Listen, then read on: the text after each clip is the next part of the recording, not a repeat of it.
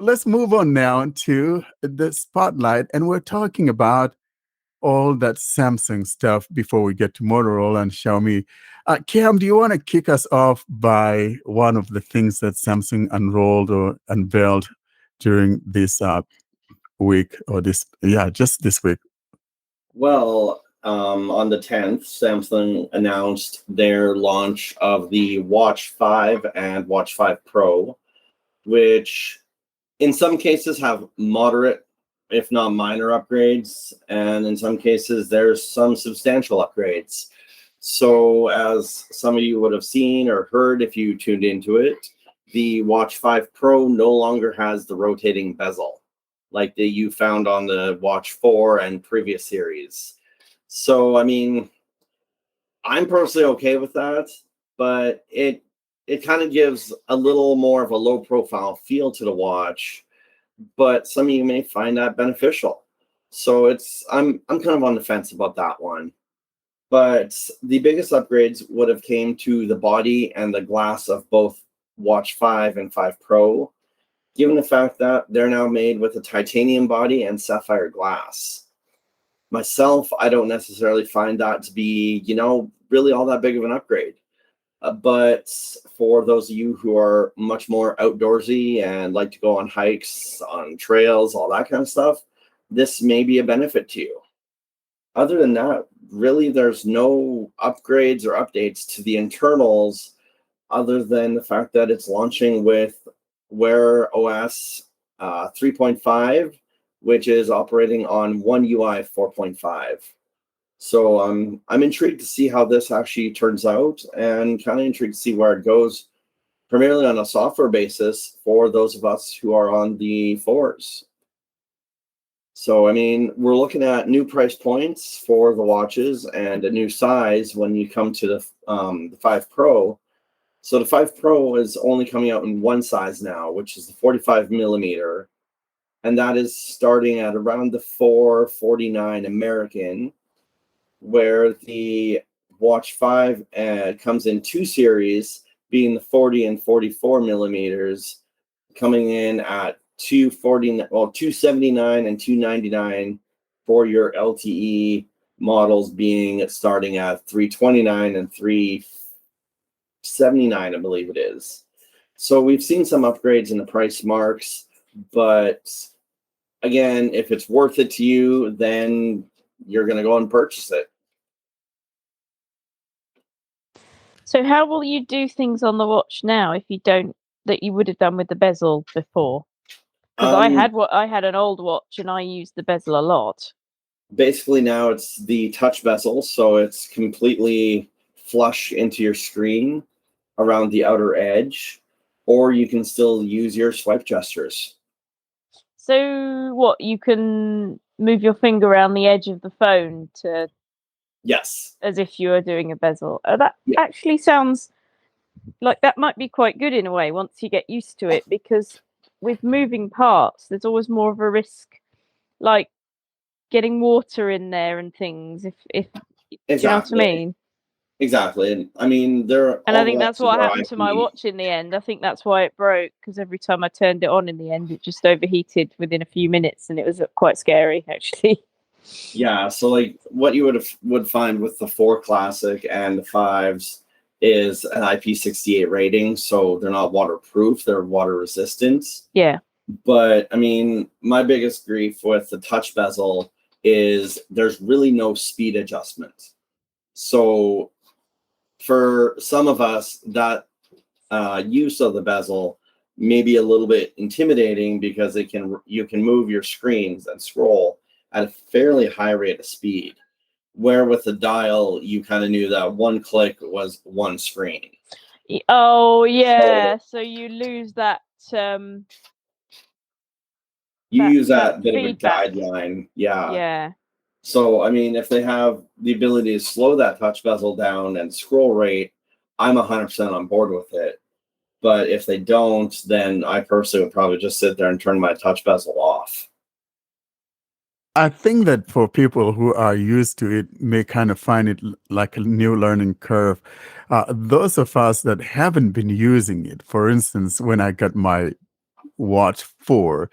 It was just a regular Watch 4 and did not have that rotating bezel. So I wasn't missing anything. So for me, it wouldn't make any difference necessarily.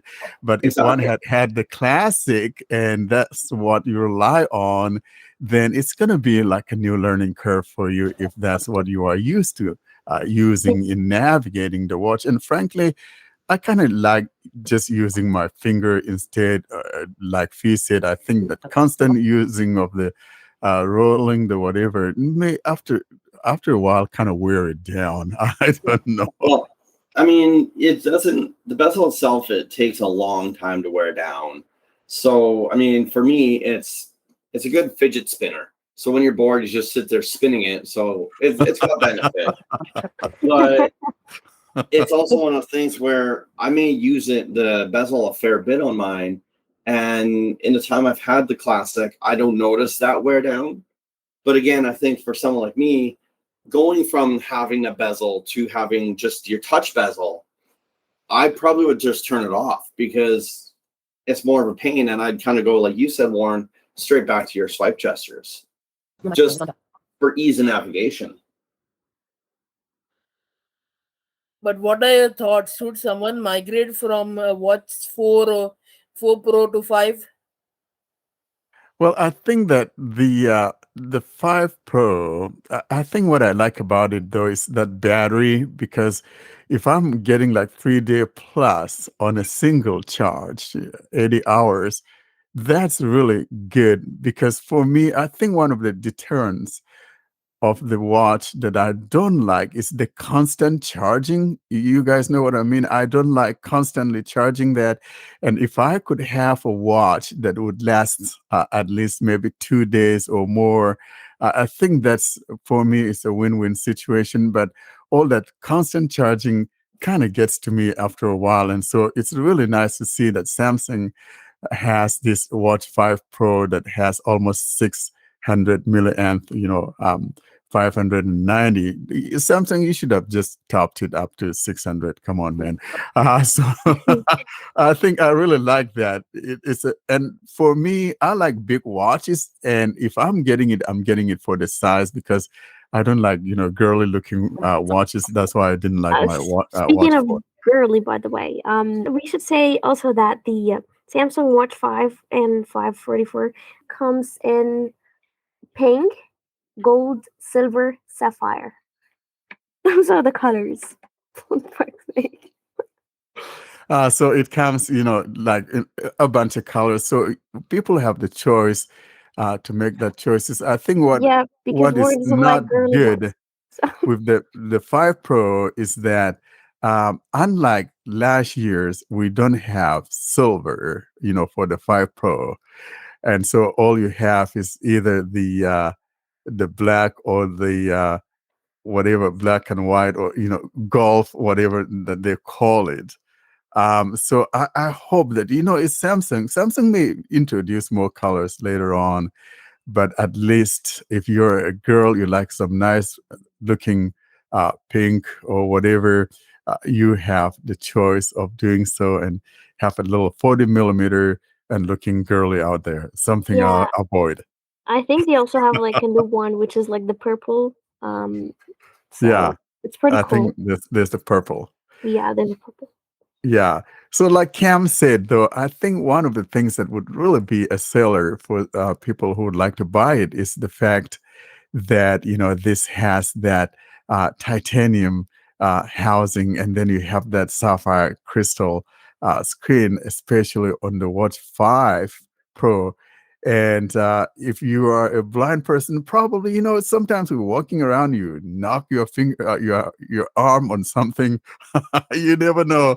We run into so many things, don't we? But $500 for the LTE version and $449. So it's a little bit expensive, but not too much compared to what was for last year. There's a little bit of a markup here in terms of prices, but of course we know how it is that things have just kind of gotten expensive this year.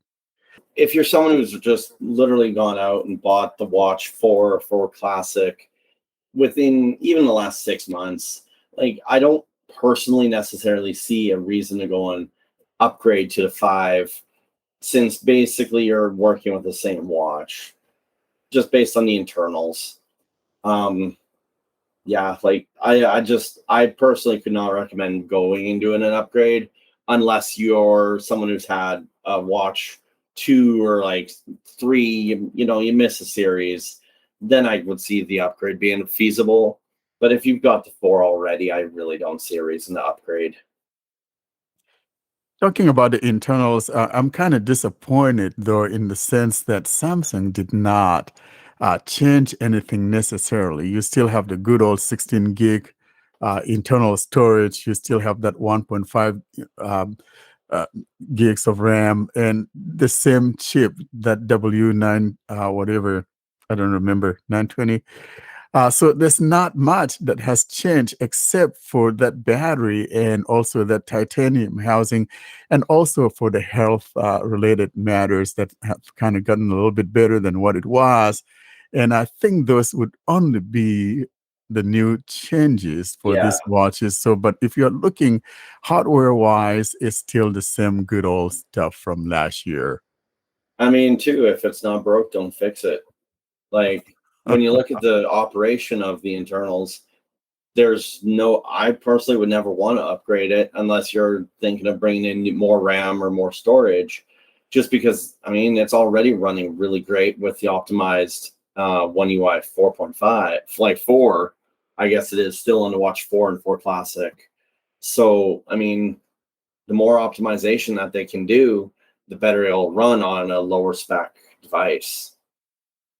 And taking a little jab at Samsung, so Apple actually brought out theirs, which is like 32 gigs of internal storage. I wonder why Samsung didn't do that. And then the one that the Apple has is actually running the newest Qualcomm 5.1 and 5.1 Plus.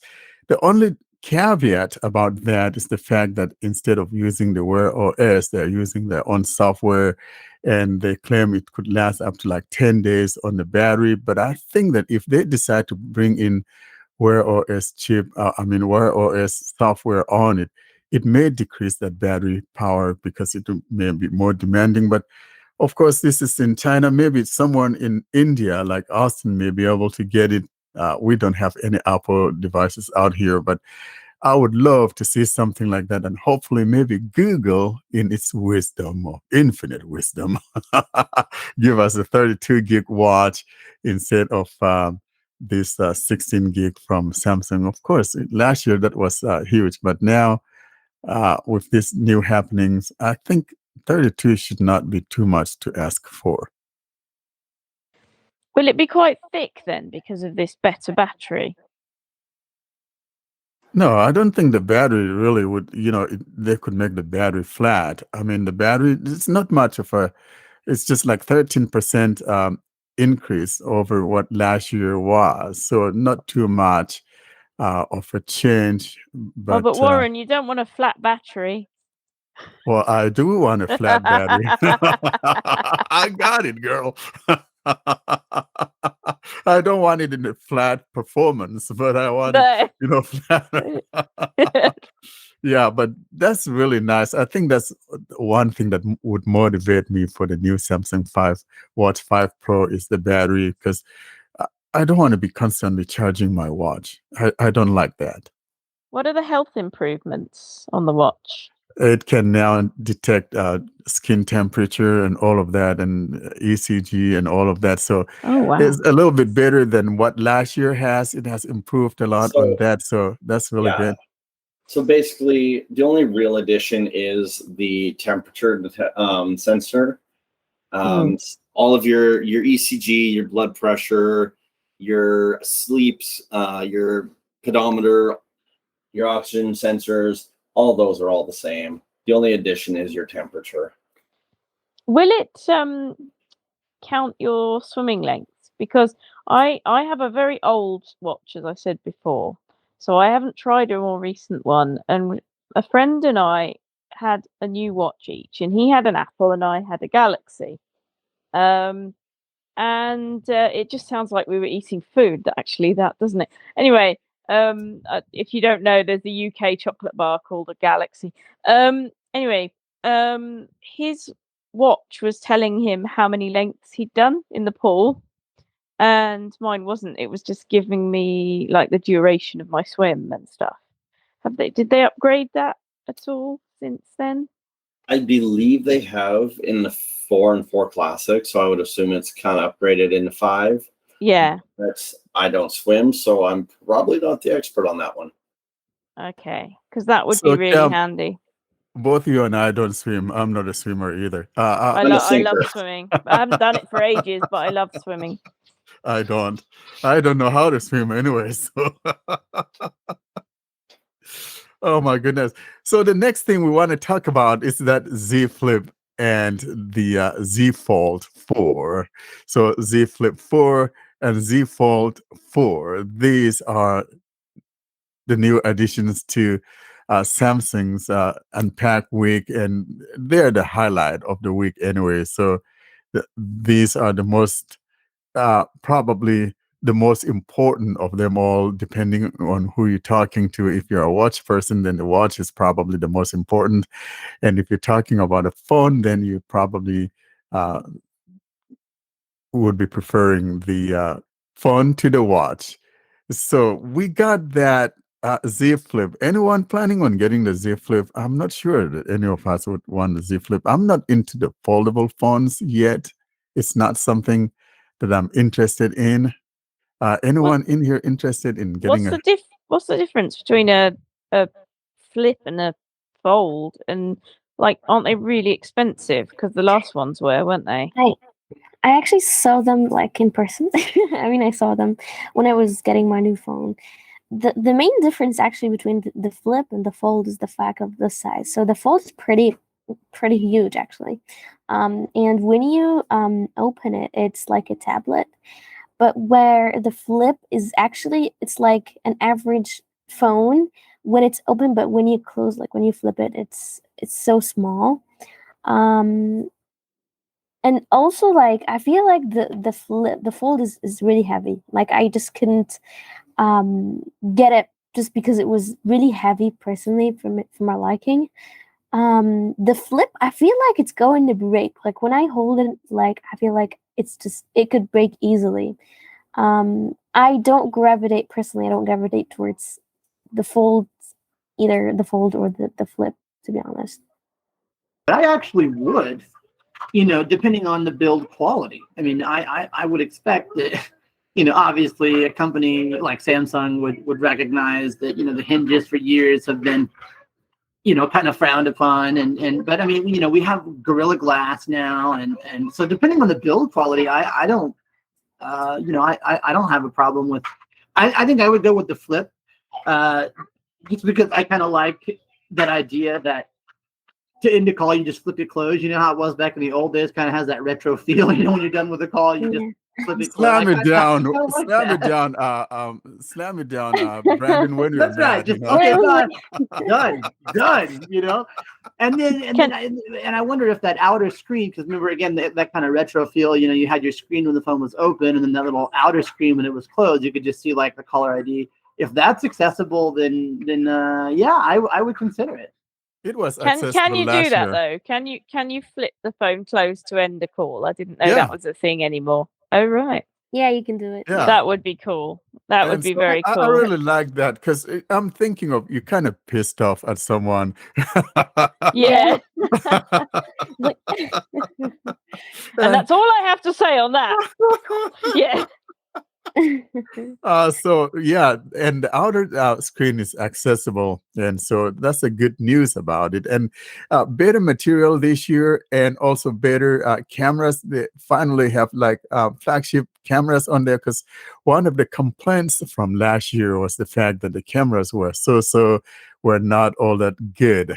This year, however, these have better cameras, so it's a good thing to see them happening this year. And like the fold that Miriam is not keen on, it's a little bit better this year. It's a little bit shorter and also a little bit wider when it's unfolded. So I know my wife kind of liked it. We almost got her one. I don't know. Maybe she's gonna want to get this one. Who knows? But I'm not into the flips yet.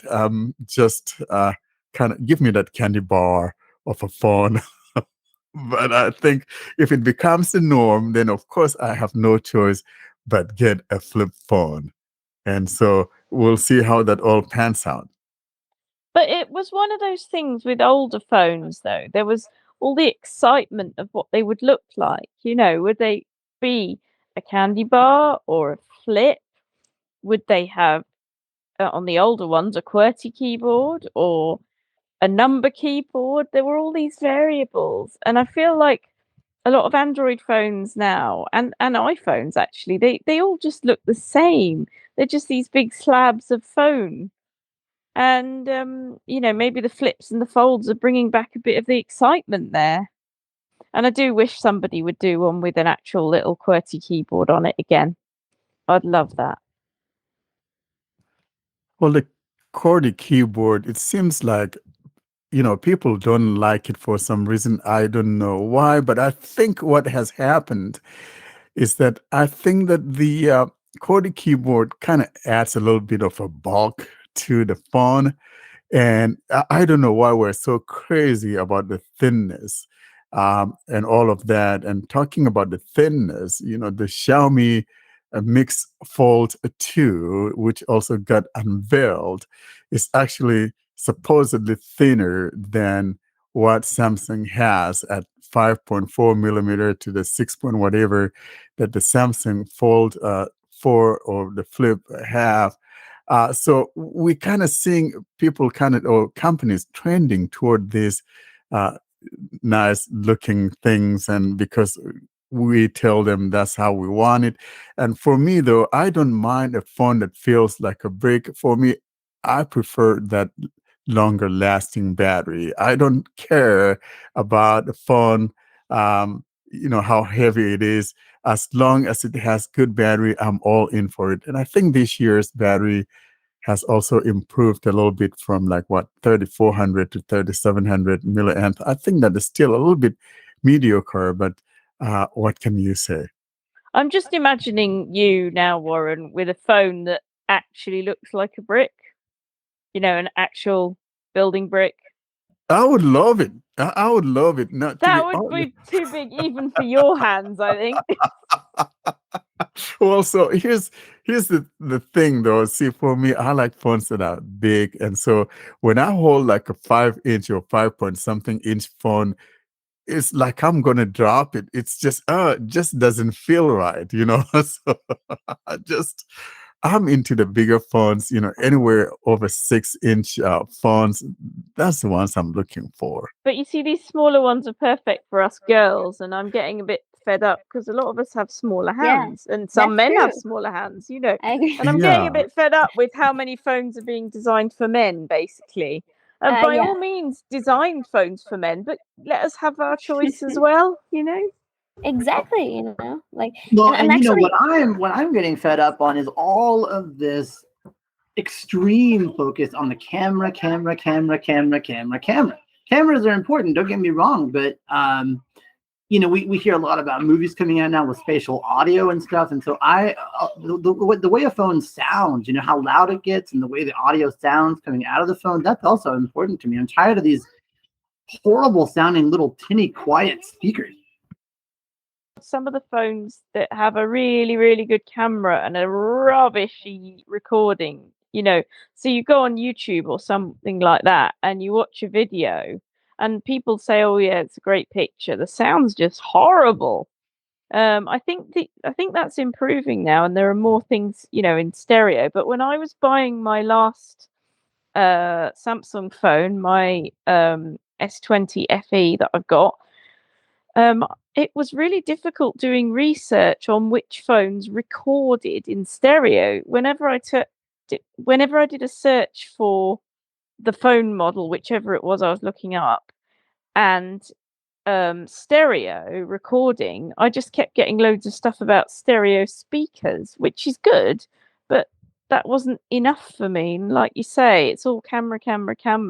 There's all sorts of detail about the camera, but not much about the stereo sound or mono sound or anything. And yeah, it's annoying. I agree. That's true. Whenever you see like a video, that's like talking about the phone, reviewing the whole thing, they rarely talk about the speaker, the microphones and how they record and all that details. It's usually really superficial. Like, I don't know. I'm a person who likes to get every single detail. So neither articles nor YouTube videos actually talk about that. Samsung phones have Dolby Atmos too, and so the whole point of Dolby Atmos is again to make hyper realistic audio. So I just cameras are great and all, but I just wonder, how do the flip and the fold, how do they sound? How I guess they should perform well, because does anybody? I guess they're running Android 13 with One UI what 4.1 or 5? 5, yeah. But when I'm looking at reviews, sometimes the way I have to find out how does the phone sound is to watch the video that sometimes goes with the review, where the person says this is how a video looks filmed with this phone. And I put my headphones on and listen to how it sounds, because they're usually saying something. As sometimes they don't. You can just hear the wind or something. But it usually gives you an idea, but not much of one. And like I say, they don't say how this is how a video looks and sounds. They don't mention the sound. Ugh, it's irritating. Well, here's the problem, though. If you look at our world today, you'd think of all the YouTube shorts and the TikToks and all that, Instagram and whatever. The reason why the focus is on the camera is because, people use this thing a lot to capture all sorts of things, whether be it nature, be it foods or whatever, blah, blah, blah. And so the camera has become the centerpiece that people focus on. So for us who are blind, we don't use the camera much. And so it oftentimes doesn't make sense to us that the focus is on the camera. But frankly, for a sighted person, it's all about that camera, because it's replacing your traditional camera that we used to know. And that's why the race is on to see who comes out with the most spectacular camera on the phone. Because if you have that, it just negates the need of taking alongside with you a bulky a DSL camera or whatever. So people are into that because it makes it easier for them. I'm looking at my stepdaughter. She does some things for the car thing where they do the races and all of that, she and her hubby. So they actually, she uses her Galaxy S22 Ultra in catching some of those shots, and they're immaculate. So it just kind of cuts down on the need of that bulky stuff. And so I can see where they're coming from. And now look at Motorola coming out with the first 200 megapixel on the X30 Pro that they announced as well. So you see the trend, you see where we're going, and the camera definitely has become the centerpiece of the phone, whether we like it or not. That's what it is. I get that. And I don't think there's anything wrong with shouting about making a good camera. And, for example, my mum, she loves taking photos. And a lot of the time, if she's just out for a walk or something, she can just take her phone with her, which she would do anyway. So that's easier. But if you've made nice audio mics for your phone and it records in stereo, for example, why not shout about that as well? Why But keep it such a secret? by default, every phone now records in stereo. So, and also, No. seriously, tell me which phone doesn't record in I stereo. think there are I bet there are still a lot of cheaper ones that don't. I think there are some cheaper Samsung ones that don't, for example. No, all Samsung phones record in stereo. The M series probably don't. No, I think let's not assume things that they don't. If you are talking about playback, some still have the monaural speakers, but recording, even back in the early days, I'm looking back at like my Galaxy S4 or, my Nexus, whatever, they all recorded in stereo. It's just that they have that, bottom firing speaker, and that's all. But the recording has nothing to do with that. Yeah, but they were the Galaxy S series. They always have, but they're quite a flagship one. I had a Galaxy A something. I can't remember what number it was now, and it didn't record in stereo. And I had a J7, it recorded in stereo, and that's from 2015. Talk about the camera again. I acknowledged. I think that it is important that phones do have good cameras, because as a blind person, I do use the camera to do things like recognize the scenery around me with machine vision and stuff. And I really honestly have not been too impressed by Bixby Vision. I almost never default to using Bixby Vision when I want to read a document or when I want to get an idea about a scene around me. So why, I think companies like Samsung, like Google, and other sorry, that apparently it heard me.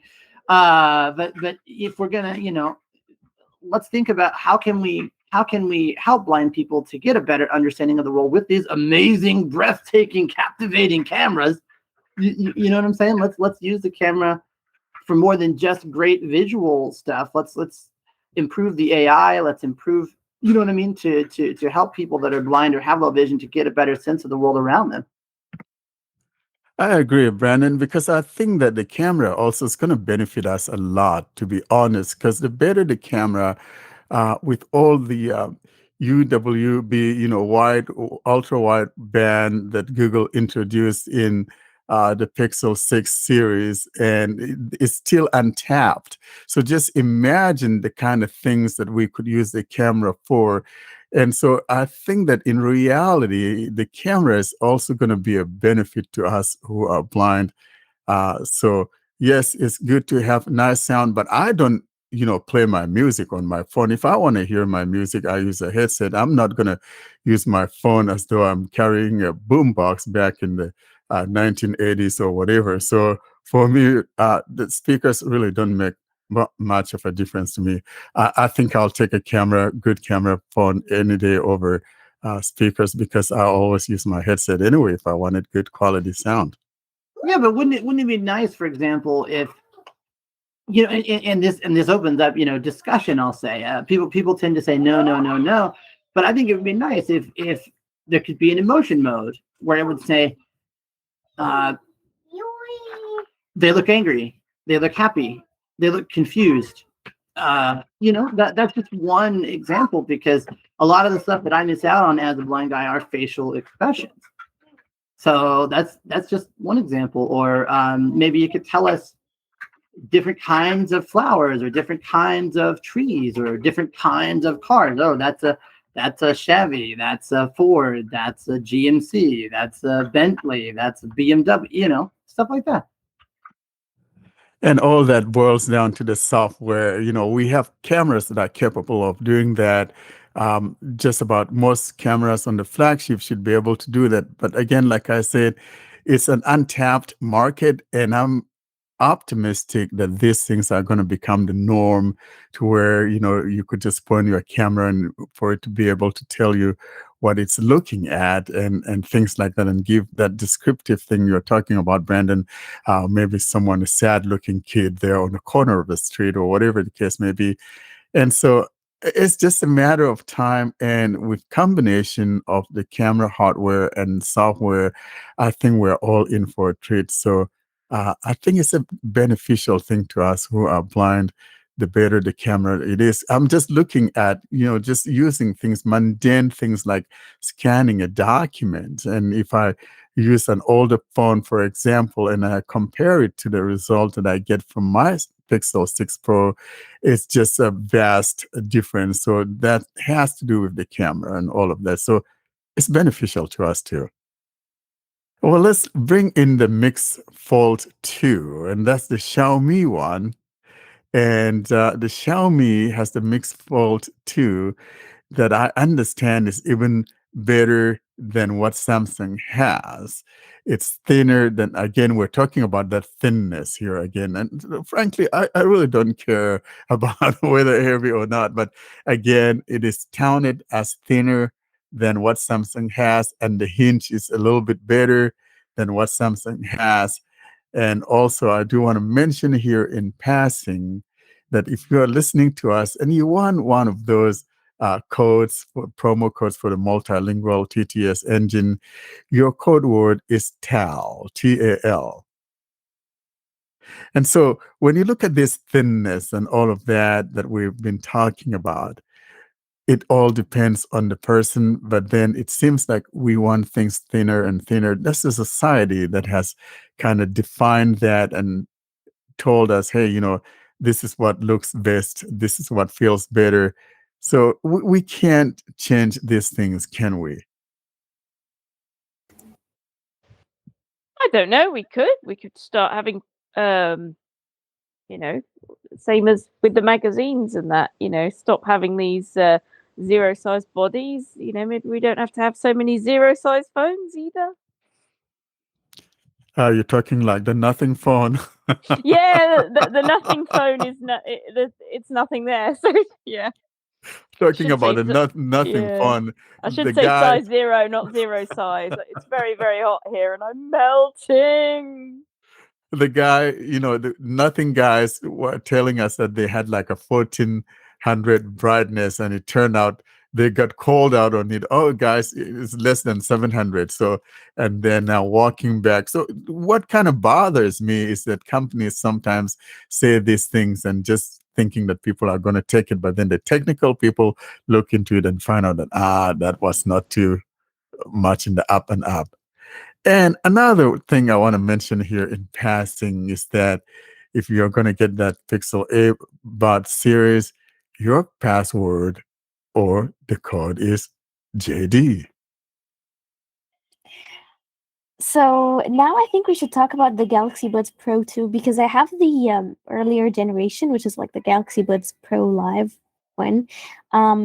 And they say that there's like not much of a difference, actually $30 higher than the Galaxy Buds Pro, the earlier generation. They also say that it has much higher audio quality. So it's actually the Galaxy Buds Pro 2.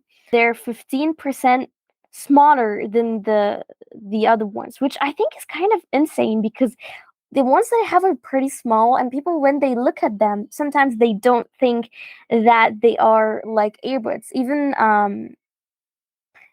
for like when I first got them, I had to look at the tutorial, the manual, to see how can I use them or wear them, because they look kind of different. It also supports hi-fi audio, which is like a much higher quality, and it's it's higher in Bluetooth. But the point is, I really hope that like Bluetooth audio is just a real fail, personally.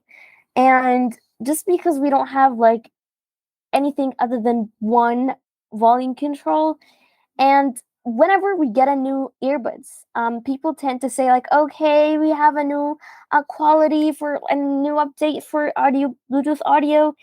And I always feel like, okay, I'm really optimistic and excited to see something new regarding Bluetooth audio and accessibility controls. Yet we see the same thing. I'm looking forward to trying them. I think I could trade mine, and I could pay like $100. I think. Well, knowing that the Galaxy Buds Pro 2 are actually $229, so I don't think they're expensive. Do we have any information about like the Pixel Buds, how much they cost? Hold on, this is Brandon. Can I ask a question real quick? Yes. Do you know, is there anything, and this will be a great segue into what you just mentioned. Do you know, is there anything exclusive that sorry about my background, guys. Is there anything exclusive that the Galaxy Buds, the brand new Galaxy Buds Pro can do that other things can't? In other words, if you pair the Galaxy Buds, the newest ones, with Samsung devices, is there anything exclusive that you can do? Yes, there is. There were certain things that you could do with the Pixel Buds that you couldn't do with other buds. Well, basically, there's something that actually I discovered when I updated my phone to Android 12, which is the fact that if you're playing music and you have two pairs of earbuds, Galaxy Buds particularly, you can actually play the same thing on both of them at the same time through something called Smart Play or something. I can't remember what it was called. And it was pretty cool because I sometimes would want to do that with my friends, where we want to use the same phone, but we want to play like we have two pairs of earbuds and we want to play the same thing. So I think this is exclusively for the Galaxy Buds users. Also, we have this option where we can do Bixby Wake Up through the earbuds. Obviously, other Bixby routines also work with the Galaxy Buds, which if you have another like pair of earbuds, they don't work that way. The Smart Things too, like the Smart Things app. So yes, we have like exclusive things that are exclusive to the Samsung Galaxy Buds. So what I was talking about earlier, what I mentioned earlier was the fact about the price. Do you think like there's a difference in the price between this and the Pixel Buds?